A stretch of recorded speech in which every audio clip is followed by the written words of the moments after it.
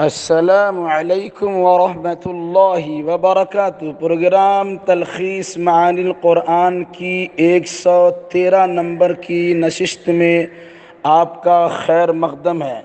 انشاءاللہ الرحمن آج کی اس نشست میں سورۃ التکاثر سورہ نمبر 102 کا خلاصہ پیش خدمت ہوگا۔ وجہ تسمیہ: اس سورہ کی پہلی ہی آیت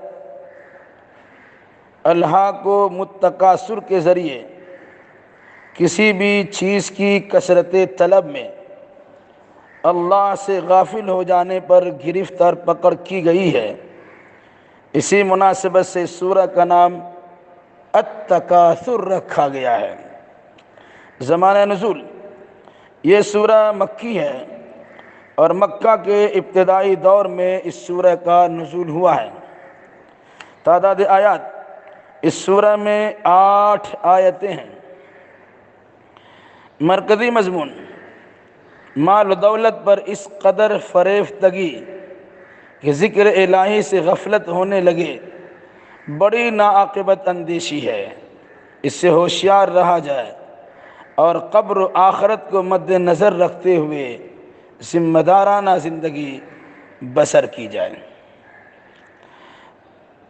آیت نمبر 1 سے 2 میں اس حقیقت کو واضح کیا گیا ہے کہ کسی بھی چیز کی کثرت طلب نے انسان کو غافل بنا دیا ہے۔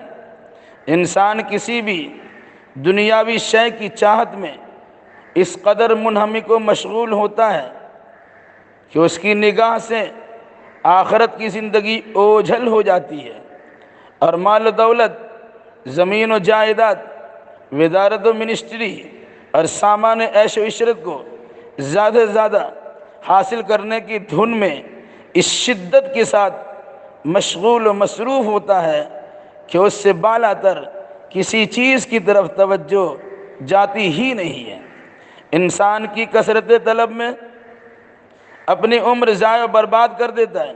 انسان کسی بھی چیز کی کثرت طلب میں اپنی عمر ضائع و برباد کر دیتا ہے، لیکن اس کی ہوس کی پیاس نہیں بجھتی ہے۔ اس کا پیٹ سوائے قبر کی مٹی کی کوئی چیز بھر نہیں سکتی ہے، یعنی وہ شکم سیر نہیں ہو سکتا یہاں تک کہ موت کا مزہ چکھ لے اور قبر سے دوچار ہو جائے۔ آیت نمبر 3 سے 5 میں عاقل انسان کو ہوش کے ناخن لینے کا حکم دیا گیا ہے کہ کثرت طلب کی فکر میں آخرت کو فراموش کر بیٹھے ہو۔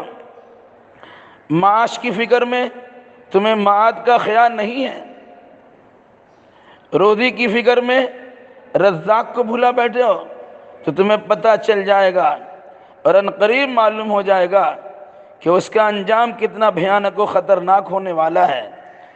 جن چیزوں کی کثرت طلب میں تم نے اپنی زندگی بلکہ پوری زندگی کھپا دی، وہ تمہارے حق میں بہتر تھی یا بدتر، مرنے کے بعد تمہیں معلوم ہو جائے گا، اور علم یقین کے ساتھ تم بخوبی جان لو گے کہ یہ چیزیں تمہارے حق میں بہتر نہیں تھی، اور تمہارا طرز زندگی اور تمہاری روش کچھ اچھی روش نہیں تھی۔ آیت نمبر 6 سے 8 میں غفلت میں پڑے انسان کو متنبہ کیا گیا ہے کہ جہنم کا وجود برحق ہے۔ تم اسے اپنے ماتھوں کی آنکھوں سے دیکھ لو گے اور دل سے یقین کر لو گے، یعنی بصارت و بصیرت دونوں ہی سے جہنم کا مشاہدہ کر لو گے۔ علم الیقین، عین الیقین اور حق الیقین سے جہنم کو جان اور پہچان بھی لو گے۔ جب جہنم نمودار ہوگی تو زندگی بھر کے عیش و عشرت کی قلی کھل جائے گی، اور انسان کو احساس ہوگا کہ یہاں دنیاوی چیزوں کا اعتبار نہیں، اسی پر بس نہیں، بلکہ دنیاوی نعمتوں سے متعلق تم سے باس پرس بھی ہوگی۔ تمہارے قدم آگے نہیں بڑھ سکتے جب تک کہ جملہ نعمتوں کے بارے میں پرسش نہ ہو جائے۔ اس دن معلوم ہو جائے گا کہ دنیا کی تمام نعمتیں اور سارا عیش و آرام بے حقیقت تھے۔ اس سورہ نے انسان کو متنبہ کیا ہے کہ کسی چیز کی کثرت طلب میں اس قدر مشغول اور منہمک نہ ہو جاؤ کہ ان چیزوں کے خالق کو بھول جاؤ۔ انسان شہرت کی چاہت رکھتا ہے، سب کو فراموش کر دیتا ہے۔ دولت کی چاہت رکھتا ہے، سب کو فراموش کر دیتا ہے۔ گاڑی و بانی بنانے کی فکر میں لگتا ہے، سب کو بھولا بیٹھتا ہے، اور سب کے ساتھ ساتھ تو سب سے پہلے رب کو بھلا دیتا ہے۔ اس سورہ نے انسان کو یاد دلایا کہ انسان کی چاہتیں تو بے شمار ہیں، ان کی چاہتیں دنیا میں پوری نہیں ہو سکتی، ان کی تمنائیں بر نہیں آ سکتی۔ انسان کی زندگی کا دائرہ ایک محدود دائرہ ہے، لیکن اس کی جو چاہتیں ہیں، اس کی تمنائیں ہیں، اس کی آرزو اور خیالات ہیں، وہ اس دائرہ سے کہیں زیادہ آگے ہیں۔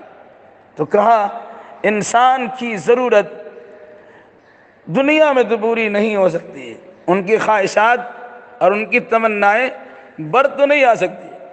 انسان ان چیزوں کو لے کر زندگی کی گاڑی کو رواں دواں رکھتا ہے، مگر اس کو سکون کب ملے گا، اس کی پیاس کب بجھے گی، اس کی بھوک کب مرے گی؟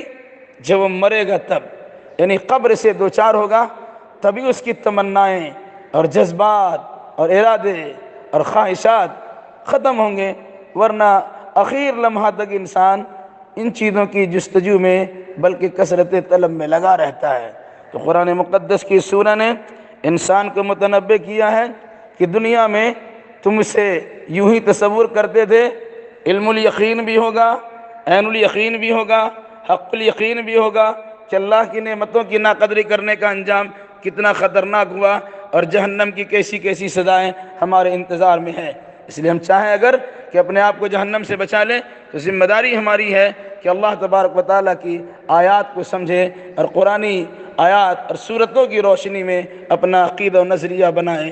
اللہ توفیق مرحمت فرمائے، آمین۔ السلام علیکم ورحمۃ اللہ وبرکاتہ۔